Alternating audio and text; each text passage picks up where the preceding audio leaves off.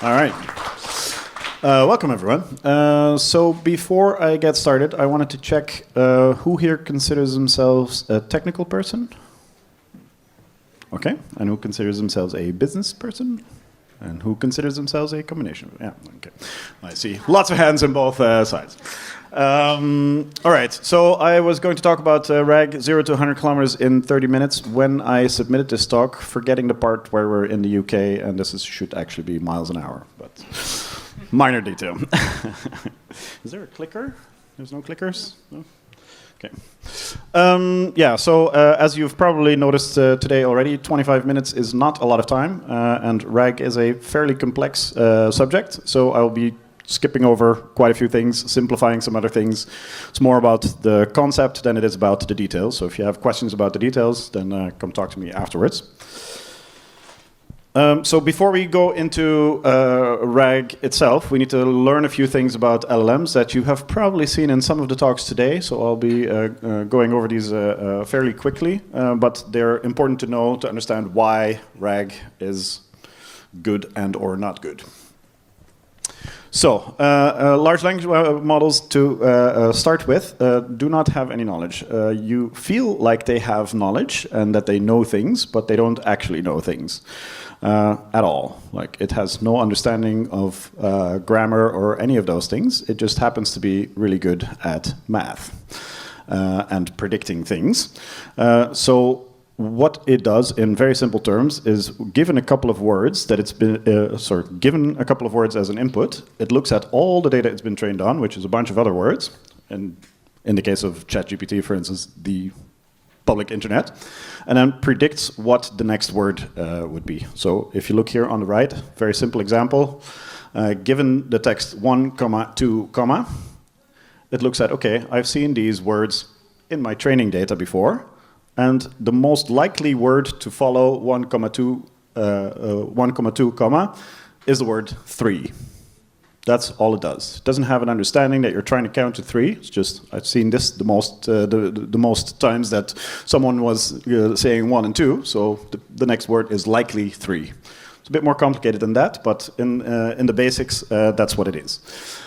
This is important to understand because also that means that the more words you give it, the more accurate it can be in its prediction. So when you think, if I give a better prompt, it will give me a better answer, or a longer prompt, it will give me a better answer, actually what you're doing is improving the probability that it will give you the right answer, or an answer that actually makes sense to you. This is interesting because it also means that what we all consider hallucination isn't actually a thing.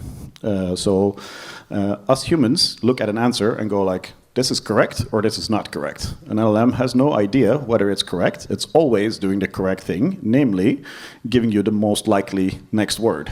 So for instance, in my example there on the right, if it was trained on a bunch of text that said 1, 2, 4, its next answer would be 4, because it's the most likely next word after 2. And this is important because hallucination is not really a thing. However, we experience it as hallucination, and that's annoying for human beings because we're like, that's clearly incorrect, or how can you give this answer because it's not what is even true. And LLMs have two important limitations if you have played with them long enough. One limitation is the what we call the knowledge cutoff, and this is basically the fact that training an LLM, as you have probably already learned today, is incredibly expensive and time-consuming. So a company like OpenAI spends literally millions and months to train a new LLM, and once it's written, once it's trained, it's like a book. If you publish a book, it's done. You can't really go back and change the book. So the information that's in that book, let's take encyclopedias as an example. Those of you old enough, I think most of you are old enough, who had a paperback encyclopedia at home, know that the information in that got outdated. You see the same thing in an LLM. If you ask an LLM questions about something that happened, I don't know, a decade ago, you'll get a reasonable answer.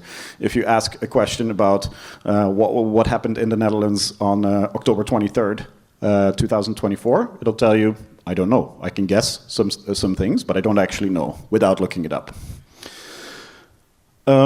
So that's the knowledge cutoff, and the hallucinations happen when the training data does not have enough information on the topic that you are asking it about.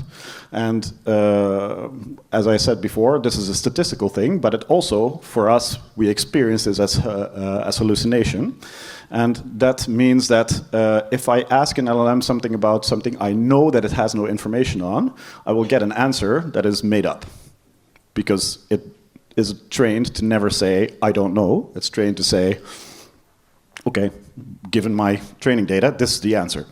So, for instance, Helixiora, a relatively new company, if you ask ChatGPT, you have to turn off all the bells and whistles, otherwise it will look it up. But if you say, don't look it up, and tell me if you don't know, it doesn't actually know what my company does, which is interesting. Because of the last concept that I need to explain to you, this is a context. Basically, what context is you can explain this forgetting all about AI and LLMs. Let's say that you are a company and you hire a legal consultant. And this is actually what I said earlier in the panel. If you ask a legal consultant, can you defend me in court and win? They'll say, I don't know, give me more context. And so if you ask a question and you give enough context in the question to get an answer, you will get an answer. So if you say, given this resume, let's say my resume, what is Walter's date of birth? Well, it's stated in there. Just it's an extraction out of my resume. So you will get an answer. And this concept of gathering context for a question is where we start to look into RAG, actually. Organizations like OpenAI do this already with ChatGPT.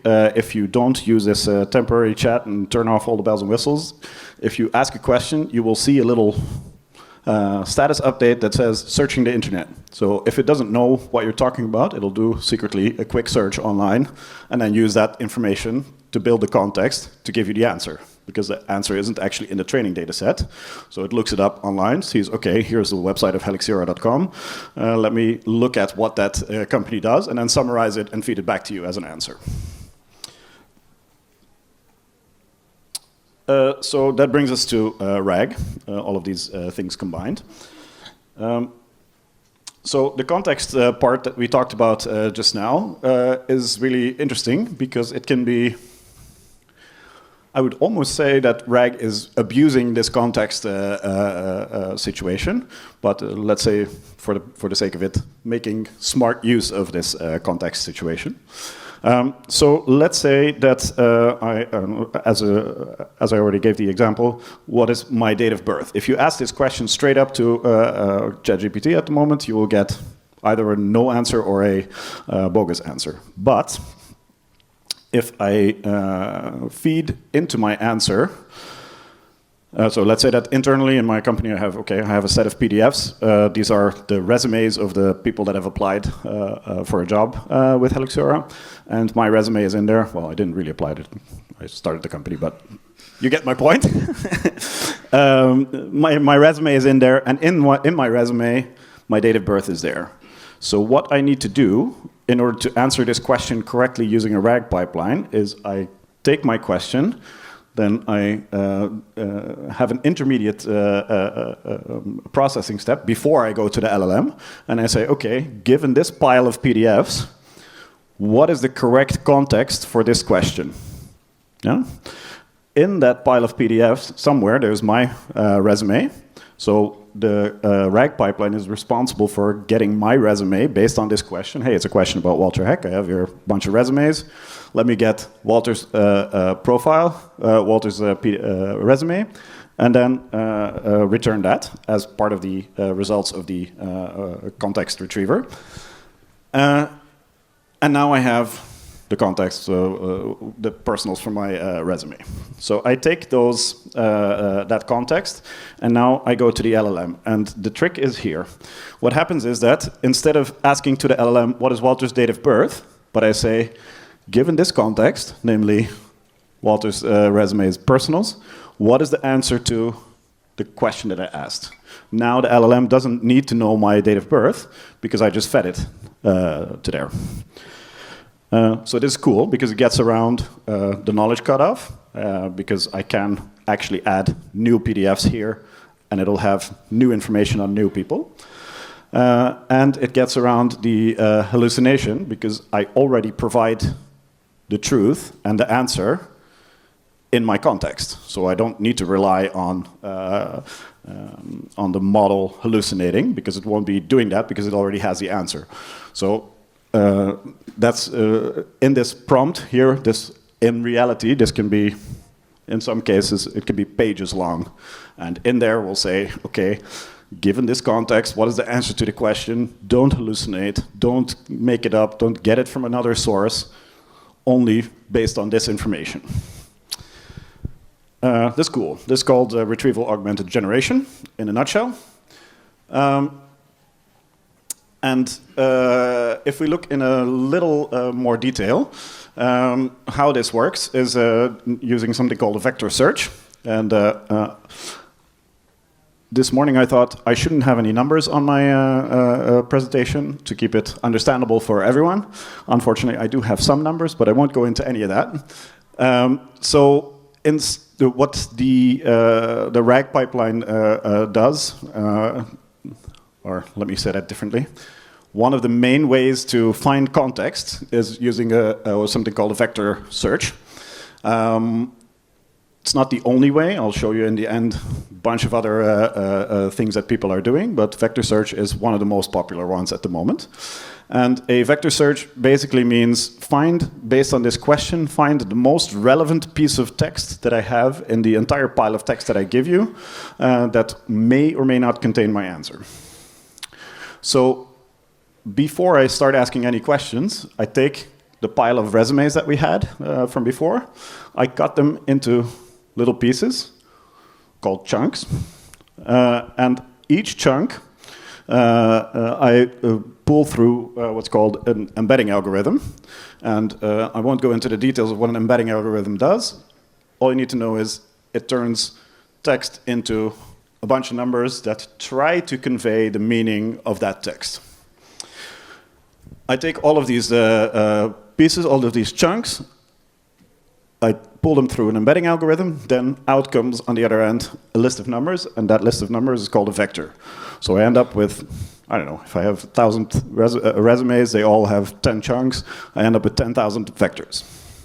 I store these vectors, sometimes in a vector database, sometimes not, depending on the specific situation. And then, after I've done that, I've processed my information that I want to add in the context search. And now, when I ask a question to my RAG pipeline, I say, what is Walter Heck's date of birth? I use the same embedding algorithm that I used to create these other vectors to turn that question into a vector. Then I take that vector and I do what is called a nearest neighbor search, which basically is just asking what's the vector that most closely resembles the vector that I gave you. So which list of numbers is the nearest to the list of numbers that in the list of all the vectors that you have. And then you can return the top one, like the first position, is the closest, the nearest neighbor. And if I look up the, the piece of text that this vector represents, I will have the piece of context that semantically is the closest to the question I just asked. So that will be, if all goes well, my date of birth and my name should give, from a whole pile of resumes, should give the personals of my resume as the nearest neighbor vector. Then I have, okay, I've retrieved the piece of context that I think contains the answer to my question, and I send both the context and the question to the LLM. And I do this using a template. And these templates, this is a super simple version of a template. But if I want to, for instance, combat hallucination, I can make it like this. Don't make anything up. If the answer is not in the context, answer with some weird string. So that if I get this weird string back from the LLM, because it can't actually give me an error code or anything like that, because it doesn't work that way. So if I get this weird answer back, then I'm sure that the LLM thinks that the answer is not in the question, in the context. And as I said before, large prompt templates are not uncommon. A page, 2 pages is not crazy, especially in RAG pipelines, and especially if you want to catch a lot of edge case scenarios. Okay, don't write any code, don't do this, or don't give me information from such and such background. So that's really great. But then I am also a realist, and that was the happy path. And I don't know, is anyone not familiar with what the happy path is? Happy path is the way things go when they go as planned. And then, unfortunately, in IT, we spend most of our time engineering for the not-so-happy path, which is all the other options. And the not-so-happy path is where currently the complexity of RAG really is. The happy path is very easy. So if I happen to ask a fact-based question, the answer to which is in a single chunk of context, aka I ask for my date of birth, and my name is in the personals also, then everything is fine. But let's say that I ask for my age. Depending on the embedding algorithm, it doesn't actually know that age and date of birth are the same thing. This gets a bit more complex, but roughly like that. So the linguistics of the question and the linguistics of the context matter a lot in order for you to get the right answer. And this is a simple fact-based question, which rarely is the actual question. So let's say you can have a lot of different types of questions. So you get into the linguistics of what a question actually is, the intent of a question. Are you asking for a fact? Are you asking for a summary? What is, as you introduced me, Daniel, what's the summary of my LinkedIn profile is a totally different question than asking for my date of birth. Date of birth has a single answer. The summary of my profile has infinite answers almost, and that's a much more difficult question. But also, I told you about this nearest neighbor search, which is the closest matching chunk, which means that if I ask a question, my vector database, my nearest neighbor search, will go and find the closest matching vector to my question.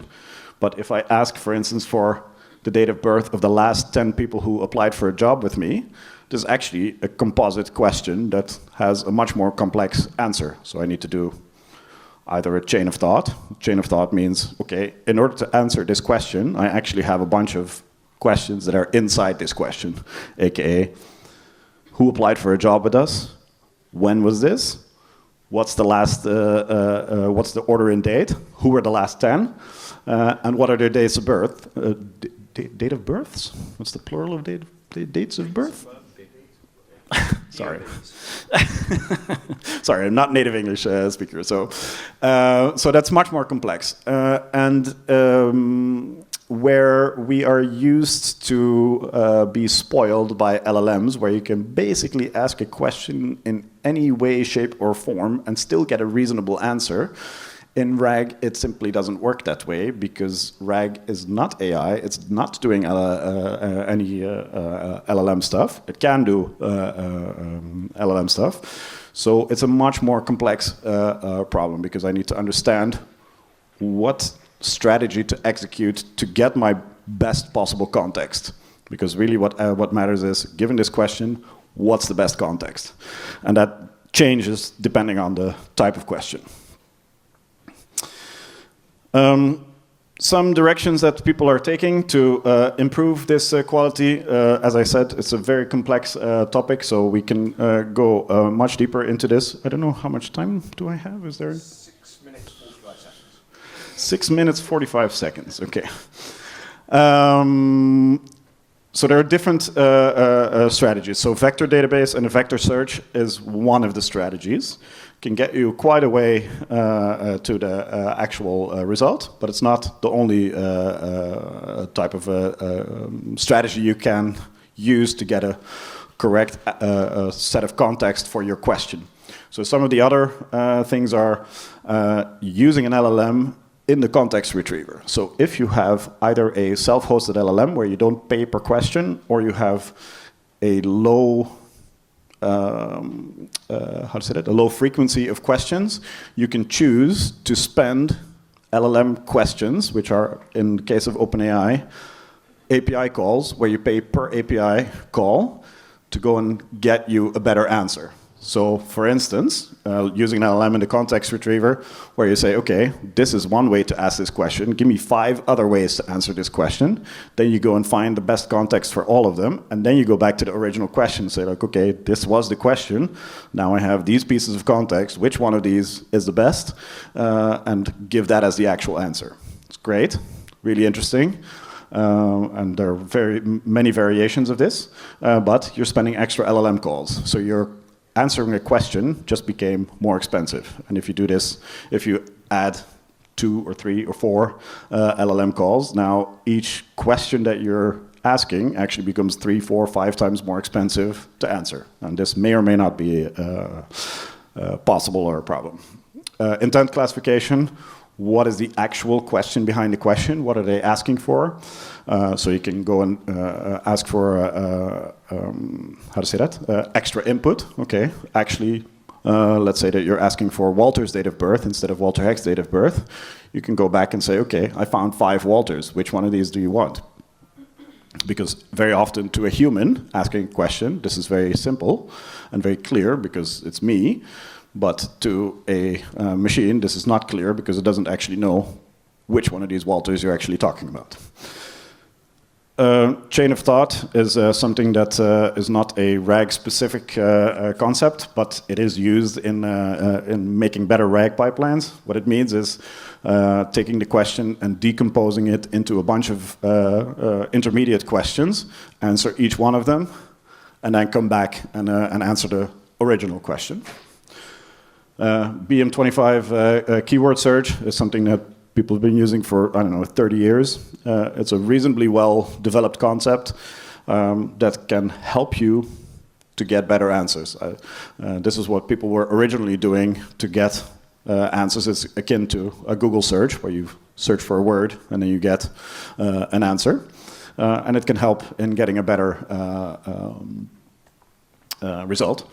Graph databases is a bit of a complex concept to do in under 4.5 minutes, but it basically means look for related pieces of information in the original documents, so that we can say, okay, you're asking for dates of birth. Actually, this could be about ages. I have mentions here of related concepts, so maybe you're asking about those. Prompt engineering. I covered it. You have a prompt, and you can make this much more sophisticated to get much better answers.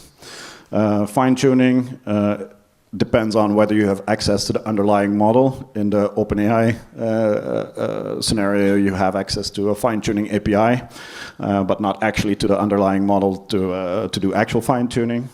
Complex situation, very time-consuming. And then there's many natural language processing techniques that people have been using in the past. So I will leave those for now. So that said was the main thing about RAG, and then my tiny 20 seconds of self-promotion. My company, Helixiora, is building a solution for this. It's called Lorelei, and what we're doing is a RAG pipeline for your company internal information, so connecting Slack Google Drive, all of the other data sources, custom data sources that you have, and allow you to ask questions about the data. And that's what we do. That's it. I even have time for questions.